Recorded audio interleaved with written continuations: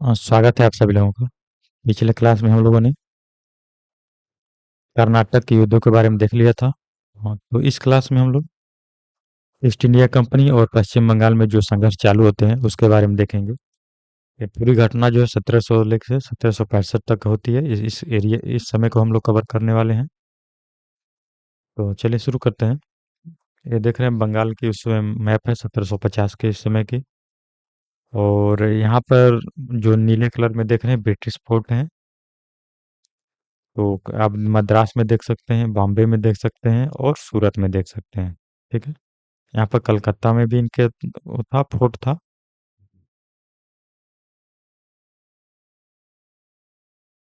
पश्चिम बाजार में इनकी फैक्ट्री भी थी। इस मैप को हम सबसे लास्ट में देखेंगे जब 1765 का समय आएगा, उस समय देखेंगे। तो आगे बढ़ते हैं। और ब्रिटिश के विजय के पूर्व जो है बंगाल की स्थिति क्या थी उसको देखते हैं पहले।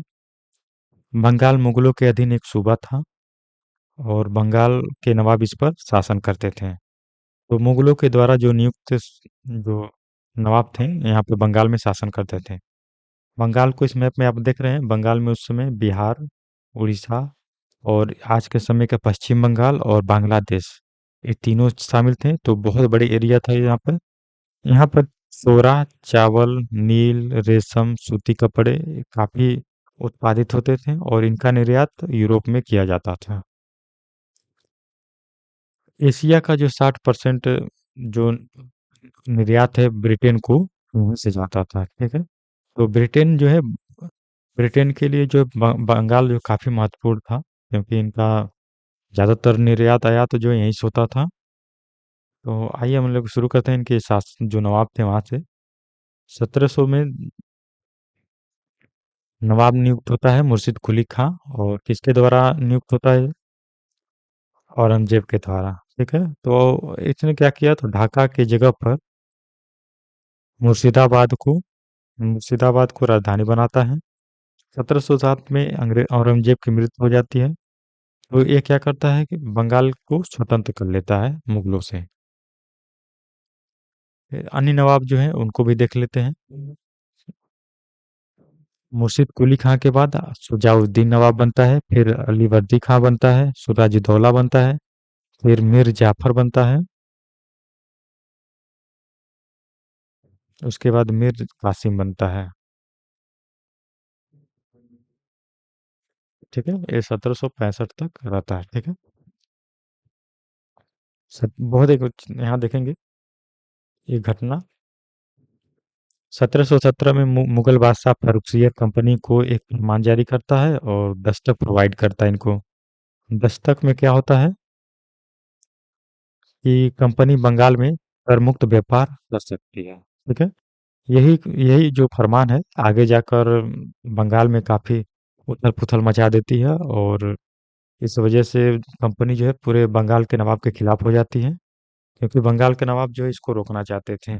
दस्तक का जो गलत प्रयोग हो रहा था उसको रोकना चाहते थे और कंपनी जो है मनमानी तरीके से इसको इस्तेमाल कर रहे थे। तो आगे देखते हैं हम लोग सिराजुद्दौला के बारे में।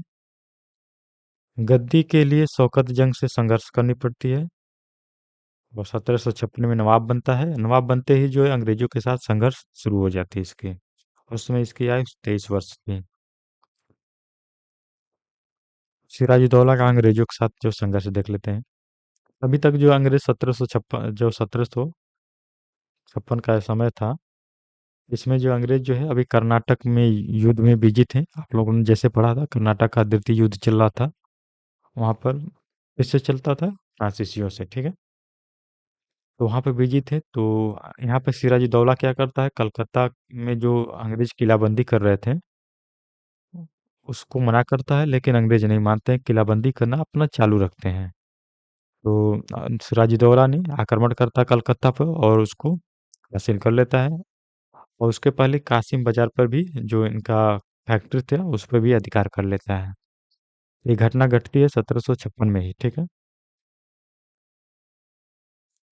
इसी के क्रम में एक कालकोठरी की घटना होती है। कालकोठरी घटना एग्जाम में कई बार पूछा जा चुका है।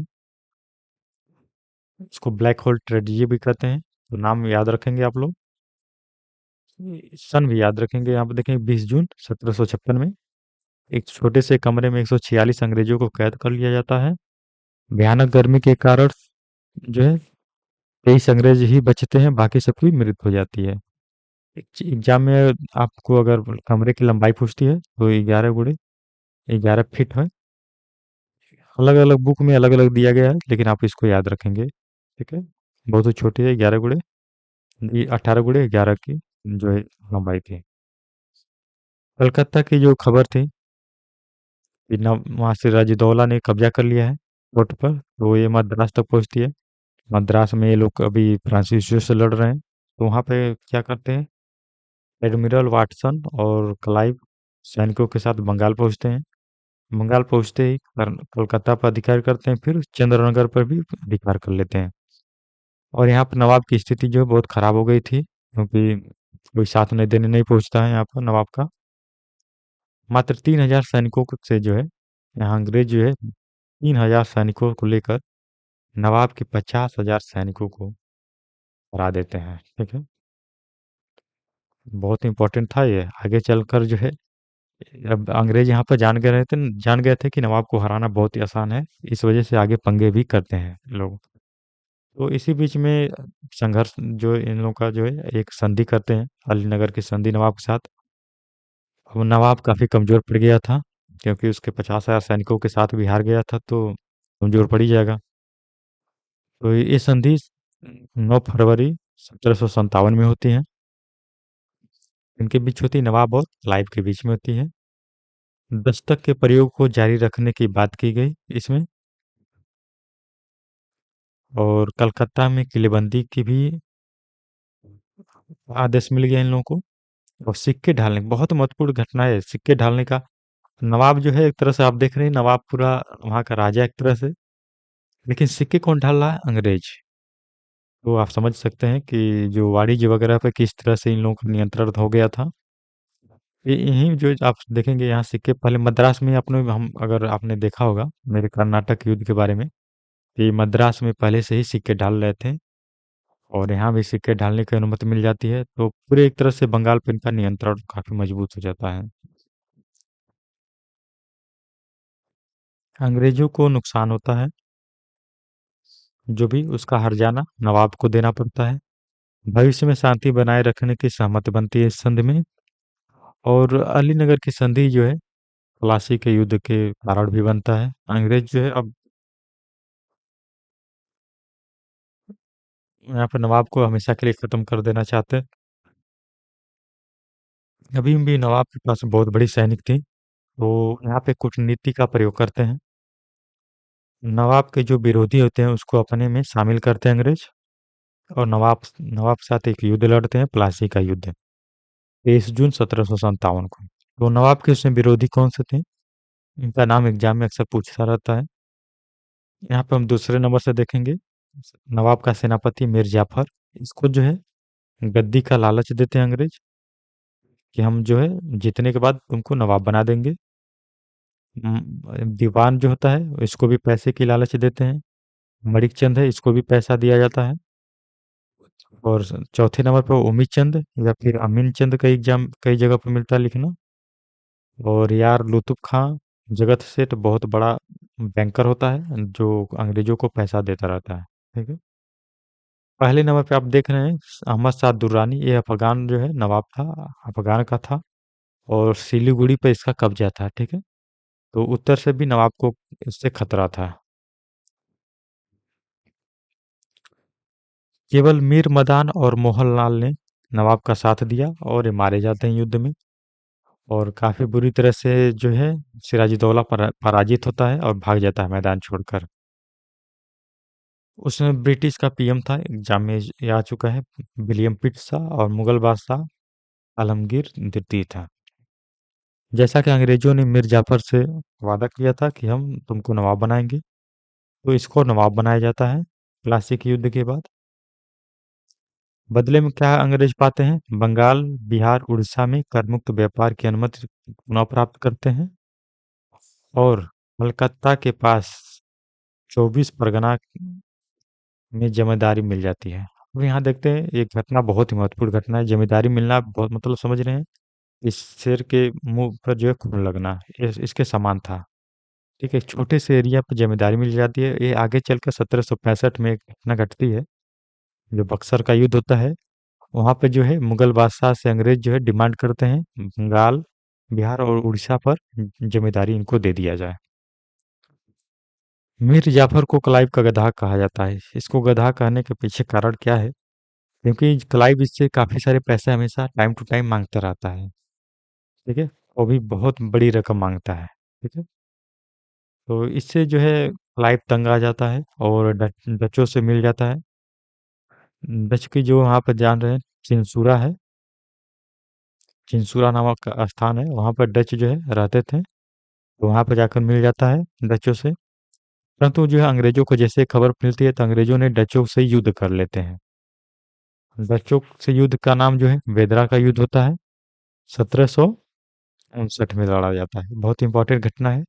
यहाँ पर डच हार जाते हैं और इंडिया से एक तरह से हट ही जाते हैं लोग। मीर कासिम को भी जो है यहाँ से हटाकर मीर जाफर को हटाकर मीर कासिम जो है इसको नवाब बना दिया जाता है। मीर कासिम मीर जाफर का दामाद होता है। इसने सबसे पहले क्या किया, अंग्रेजों से बचने के लिए अपनी राजधानी मुर्शिदाबाद से मुंगेर को कर लिया। ठीक है, एग्जाम में आ चुका है, इसको जरूर से ध्यान देंगे आप लोग। इसने जो है अपनी राजधानी मुर्शिदाबाद से मुंगेर किया था मीर कासिम ने। सेना में सुधार करना चालू किया। जो यूरोपीय तर्ज था उस पर अपना सेना में सुधार करना चालू किया, और इसने गन फैक्ट्री की भी स्थापना की। कहाँ पर? मुंगेर में। इस वजह से भी अंग्रेज काफी इससे नाराज हो गए थे। गन फैक्ट्री बना रहा था और यूरोपियों से मिल रहा था ये। तो भारतीयों के लिए इसने एक बहुत ही महत्वपूर्ण जो है कांड करता है कि भारतीयों के लिए भी इसने कर मुक्त व्यापार की अनुमति प्रदान करता है, जिस वजह से अंग्रेज काफी नाराज होते हैं इससे और इसके साथ युद्ध पर आ जाते हैं। तो 1763 में आप देख रहे हैं 3 युद्ध होती है मीर कासिम से। हवा का युद्ध, गिरिया का युद्ध और उदनौला का युद्ध है। तीनों में मीर कासिम पराजित होता है। मीर कासिम को हटा देते हैं और मीर जाफर को पुनः नवाब बना देते हैं। तो ये पिक्चर जो देख रहे हैं मीर कासिम की है। मीर कासिम भागकर जो है अवध के क्षेत्र में जाता है और अवध में एक त्रिगुट का निर्माण करता है। इस त्रिगुट में अवध का नवाब शुजाउद्दौला होता है, मुगल का सम्राट शाह आलम द्वितीय होते हैं और मीर कासिम होता है। और ये तीनों मिलकर जो है अंग्रेजों पर आक्रमण करते हैं और बक्सर का युद्ध होता है। बक्सर का युद्ध बहुत ही महत्वपूर्ण युद्ध है और प्लासी के युद्ध से भी निर्णायक युद्ध है। ठीक है, 12 अक्टूबर 1764 में लड़ी जाती है। एग्जाम में आ चुका है, प्लासी से भी महत्वपूर्ण युद्ध है ये। ठीक है, इसमें भी अंग्रेज कोई छल कपट नहीं करते हैं, सीधे युद्ध में जाते हैं और अच्छे से पराजित करते हैं इन तीनों को। आप यहाँ देख रहे हैं 1760 में अंग्रेज फ्रांसीसियों को वांडीवास के युद्ध में हरा चुके थे, तो इनके पास ये लगातार युद्ध लड़ रहे थे। तो अंग्रेजों को काफी अच्छे अनुभव हो गए थे बड़े युद्धों को। इनके पास सेना बहुत बड़ी नहीं थी, लेकिन जो इनका जो भी सेना थी काफी अच्छी थी और युद्ध लड़ने की वजह से इनको बहुत सारे अनुभव हो गए थे। उससे बंगाल का गवर्नर वेंसी स्टार्ट था। हेक्टर मुनरो जो है इसको लीड कर रहा था अंग्रेजों को, और त्रिगुट को बुरी तरह से पराजित करता है। इस पराजय के बाद क्लाइव दूसरी बार बंगाल का गवर्नर बनकर वापस लौटता है और समझौता का मसौदा तैयार करता है। चूंकि यह समझौता इलाहाबाद में की जाती है तो इसको इलाहाबाद की संधि का नाम दिया जाता है और 1765 में होती है, अगस्त के महीने में। इसमें दो तरह की संधि करता है क्लाइव। पहला मुगल के शासक शाह आलम द्वितीय से, दूसरा सिराज शुजाउद्दौला से जो अवध का नवाब था। इलाहाबाद की प्रथम संधि होती है 12 अगस्त 1765 में, इसको याद रखेंगे। और ये जो होती है शाह आलम द्वितीय से होती है। शाह आलम द्वितीय कंपनी के संरक्षण में आ जाता है और कंपनी का पेंशनर जो है पेंशनर बन के रह जाता है। ठीक है, इलाहाबाद और कड़ा का क्षेत्र शुजाउद्दौला जो अवध का नवाब है उससे लेकर शाह आलम को दे दिया जाता है। यहाँ पे बहुत ही महत्वपूर्ण घटना घटती है, देख रहे हैं आप लोग, एग्जाम में अक्सर अक्सर आता है। बंगाल, बिहार, उड़ीसा के जो दीवानी अधिकार हैं, दीवानी अधिकार मतलब क्या है कि टैक्स वसूलने का जो काम है, वो अंग्रेजों को मिल जाती है। बदले में 26 लाख रुपए जो है वार्षिक सालमदृती को अंग्रेज देंगे। ठीक है। उपरोक्त प्रांत जो बंगाल, बिहार, उड़ीसा है, उसके निजामत कार्य यानी कि प्रशासनिक कार्य के लिए शाह आलम 53 लाख रुपए कंपनी को देने पर सहमत हुआ। वो पैसा भी मिल रहा है अंग्रेजों को यहाँ 53 लाख रुपए, वार्षिक 26 लाख जो ये लोग शाह आलम द्वितीय को देंगे। ठीक है। और यहाँ पर देख रहे हैं बंगाल, बिहार, उड़ीसा का दीवानी अधिकार प्राप्त कर लेते हैं। ये बहुत ही महत्वपूर्ण घटना है। ठीक है। आपने जैसे देखा था वहां पर 24 परगना का दीवानी अधिकार प्राप्त किए थे अंग्रेज, कलकत्ता पर विजय के प्राप्त में थे, जो अलीनगर की संधि हुई थी। वहां पर जो मुंह में इनके खून लगा था, यहाँ पे आप लोग देख रहे हैं उसका जो असर यहाँ पे दिखा। ठीक है। इलाहाबाद की तीसरी संधि जो है अवध के नवाब के साथ करते हैं ये लोग, 16 अगस्त को ही, सत 16 अगस्त को 1765 में होती है। और सुजाउद्दौला अंग्रेजों को 65 लाख देना स्वीकार करता है। इलाहाबाद और कड़ा का क्षेत्र इससे ले लिया जाता है। इसी संधि के साथ बंगाल, बिहार, उड़ीसा में द्वैध शासन की शुरुआत होती है। द्वैध शासन मतलब दो लोग जहाँ शासन करते हैं एक एरिया पर, उसको ही द्वैध शासन करते हैं। तो दो लोग कैसे शासन कर रहे हैं? कंपनी वहां पे दीवान बनकर बैठी है और नवाब नाजिम। और दीवान मतलब क्या है? कंपनी पूरा टैक्स वसूल कर रही है। ठीक है। सारे पैसे कंपनी को मिल रहे हैं। लेकिन प्रशासनिक कार्य कौन देख रहा है वहां पे? इनके द्वारा नियुक्त जो है नवाब है, वो देख रहा है। ठीक है। तो प्रशासनिक कार्य नवाब देख रहे हैं और पैसा कंपनी वसूल रही है। अब आपको जैसे पता है प्रशासनिक कोई भी कार्य हो उसको करने के लिए पैसे की जरूरत पड़ती है। पैसा किसके पास है? कंपनी के पास है। तो नवाब जो है कंपनी की जो एक तरह से कठपुतली बनकर रह गया है। ठीक है। यहाँ पे 1765 से लेकर 1772 तक जो है द्वैध शासन चलता है। और 1772 में वारेन हेस्टिंग इसको समाप्त कर देता है। हाँ, इसी के साथ ये वीडियो समाप्त होती है। पीडीएफ के लिए इसके जो है आप लोग टेलीग्राम चैनल जरूर से ज्वाइन करें, और यूट्यूब चैनल को भी ज्वाइन कर लें आप लोग। ठीक है। आगे के क्लासों के लिए मैंने शुरू में कहा था एक मैप आपको दिखाऊंगा, सबसे ऊपर था वो। उस मैप को आपको दिखा देता हूँ, जो 1765 में स्थिति थी अंग्रेजों की, ये वाली मैप। इसको थोड़ा सा जूम कर दे रहा हूँ।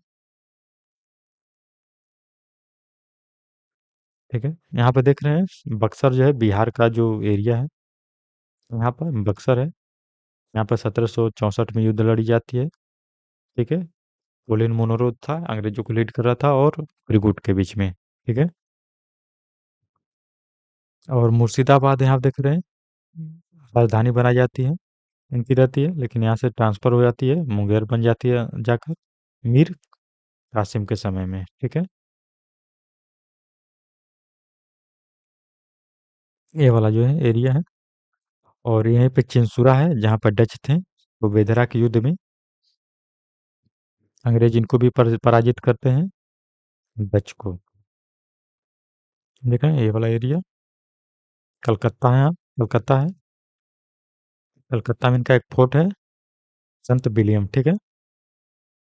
सेंट विलियम जो है इनका फोर्ट है, जिसकी किलेबंदी इस लोग चालू करते हैं। इस वजह से सिराजुद्दौला से युद्ध लड़ना पड़ता है।